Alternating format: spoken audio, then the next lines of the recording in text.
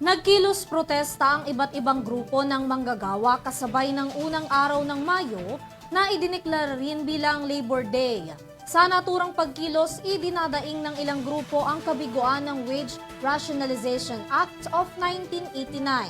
Si Criza Lopez nagbabalik para sa detalye ng balita. Nagsama-sama ang iba't ibang progresibong grupo at manggagawa sa isang kilos protesta sa Metro Manila ngayong Labor Day. Bitbit ang mga karatula, kaakibat ang kanilang panawagan para sa pamahalaan.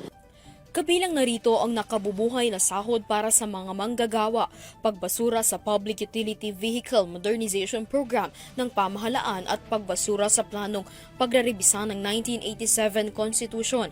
Ayon kay Elijah San Fernando, General Secretary ng Kampihan ng mga Maralita at Manggagawa o Kamanggagawa, bigo ang Wage Rationalization Act 1989 na makapagbigay ng patas na sahod at oportunidad sa mga manggagawa.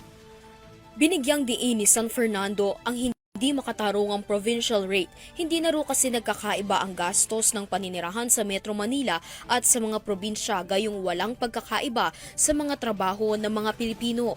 Mariin na kinukondena ng Kilusang Mayo 1 at ng iba pang progresibong grupo ang panggigipit ng China sa mga barko at mangingisdang Pilipino sa Baho de Masinloc. Gayon din ang pakikipag-alyansa ng Pilipinas sa Estados Unidos kung saan patuloy umano ang pagtanggi ng Administrasyong Marcos sa mga operasyon ng US sa loob ng bansa.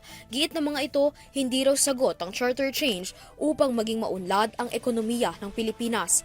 Kasama rin sa mga nagsagawa ng rally ang dalawang grupo ng transportasyon na hindi nakiisa sa programa ng pamahalaan na gawing moderno ang mga jeepney, ang piston at manibela.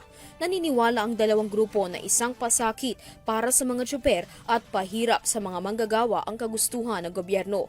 Bagamat nagwakas na ang franchise consolidation kahapon, nagkilos protesta ang mga tsuper sakay ng kanilang mga jeep at ang panawagan na ibasura ang programa.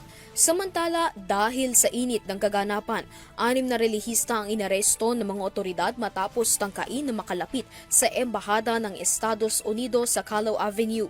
Bunsod nito, nagbaba ng direktiba ang Manila Police District sa mga pulis nito na magdala ng mga posas para arestuhin ang mga magtatangkang lumapit sa Embahada ng Estados Unidos sa loob ng bansa. Para sa EuroTV News, Criza Lopez, sumasaludo sa bawat Pilipino.